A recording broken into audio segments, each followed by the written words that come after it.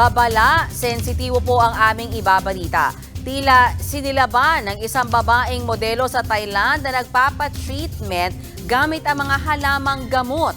Narito ang frontline report ni Jenny Dongon. Kalmado pa ang nakahigang babaeng ito na sasailalim sa tinatawag na pauya. Isang traditional heat treatment na sikat sa Thailand. May nakapatong na rin na tela sa kanyang tiyan na may mga halamang gamot. Pero nang sindihan ang mga dahon, lumiyab pati likod ng pasyente. Sinubukan pang pigilan ng doktora ang pagliyab. Pero mabilis na kumalat ang apoy sa likod at tigaan ng pasyente. Nagsisigaw ang babae hanggang sa natumba ito. Kumalat din ang apoy sa sahig at dito na lumayo ang doktora.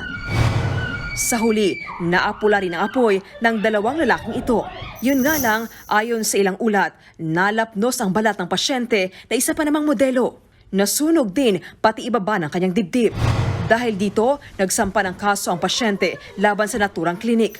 Giit niya, hindi sinagot ng klinik ang kanyang pagpapagamot. Nagpapagaling pa rin hanggang ngayon ang pasyente. Paiimbestigahan naman ng Health Ministry ng Thailand ang klinik na magsasagawa sana ng heat treatment sa pasyente.